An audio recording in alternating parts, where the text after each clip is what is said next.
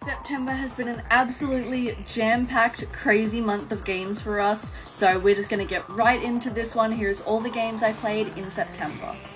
Kicking off, we finally got around to playing and finishing Luigi's Mansion 2, specifically the HD remake for the Switch. I played Luigi's Mansion 3 a few months ago and I did enjoy it, but I found some of the puzzles to be a little bit difficult and the combat just to be a little bit difficult in sections, especially with some of the bosses. I rated that one a 6 out of 10, and this one I'm actually going to be rating the same. Some improvements, I think that for whatever reason, I'm not sure what it is about it, I enjoyed the combat of this one more. It just felt more flowy, I guess. It felt more punchy to actually capture the ghosts and to fight them, and I really enjoyed that. The puzzles definitely were a tad bit easier as well, but I still struggled in some sections. And it definitely still had its fair share of really difficult battle moments, which leads me into my major complaint with this one is the checkpointing system, in that there isn't one. Because this one originally came out on the 3DS, it's more of a level-based rather than open-ish like Luigi's Mansion 3 is, and for each mission or level, you have no checkpoints. If you die, you restart that entire mission, which is awesome! So that is probably the one thing that's keeping this one from ranking higher than the other one, but I did still enjoy it and I'm excited to play the first one at some point as well. Next, for some more Resident Evil spin-offs, we played the Outbreak series, starting with the first game. These ones, for anyone unfamiliar, were meant to be played multiplayer. I played them single player, which you can definitely tell was not the intended experience. I really wanted to love these, but these are actually the first games that I did not finish. I would like to go back and replay them one day to actually try and finish them, but because I was playing them single player, the AI, I had to basically fight with them to get resources and stuff, and that was really annoying. But also you have an infection meter in this one, which slowly goes up over the course of the level and increases faster, like the more you get bitten and stuff, which is cool in concept, because in multiplayer, if your infection meter goes back up, you turn into a zombie and fight your friends. But in single player, it just puts every single level on a timer, which means if I got stuck, which I did a lot on what to do and where to go, you can't really look up a guide because you're on a timer and you can't pause the game. So one day I would like to go back with these ones. For now, this one is getting a 3 out of 10. I really wanted to like it, I can't right now, so that is a future endeavor. Same thing with Outbreak File 2. I did still give the sequel a shot. I wanted to say I at least played them, even if I didn't finish them. This one's a 3 out of 10 as well. For all of the same reasons, I thought this one played a little bit better. There were definitely some quality of life improvements in there, but these will be for another time. Next is one I've had on my list for ages, and that is Fran Bow. I've had this one in my wish list for years and years now, and I never got around to playing it, but we finally did it. This is a psychological horror point and click, which is super interesting, and I actually found the puzzles to be quite intuitive. There was only a few times we really got stuck.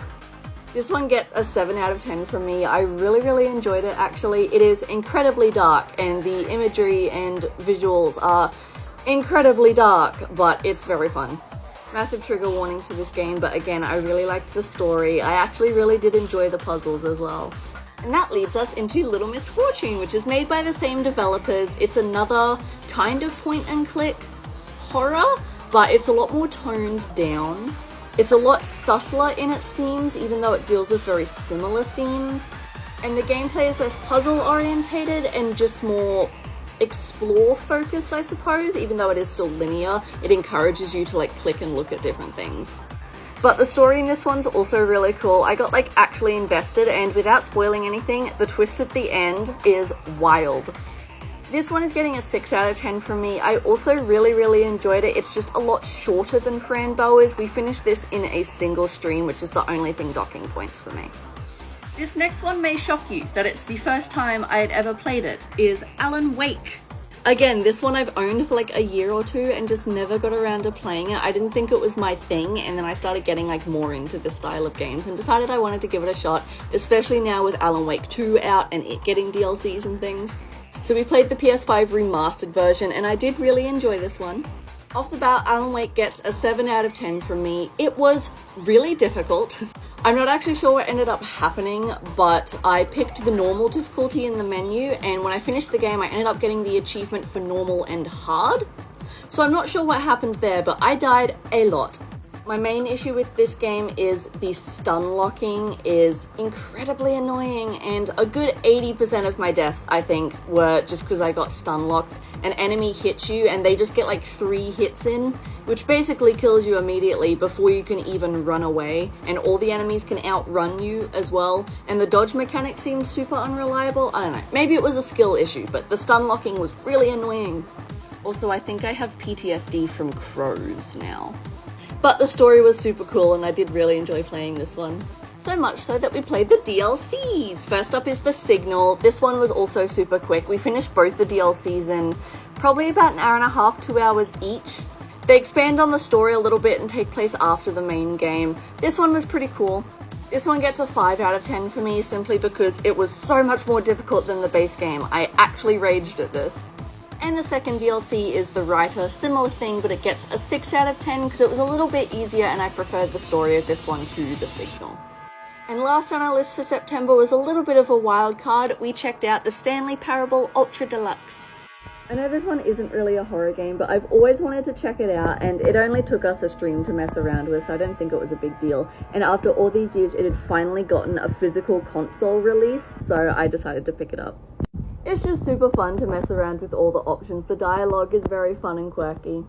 I'm giving it a 6 out of 10 just because I think for me, after going through a couple of the endings, I think we maybe got like 5 endings, something a little bit more. They're fun, but I can't see myself ever really going back and playing this game to its fullest, trying to 100% it or get all the endings or anything like that. But it's definitely fun to muck around with for a few hours. And that is it from me. I had a super fun September and I'm super excited for what's coming in October because there are some absolute bangers of a game coming out this month. Unfortunately, I will be away for a couple weeks in October, so there's going to be a lot less games and a lot less streams than usual, but I'm still excited to cover them all, so I hope to see you guys there.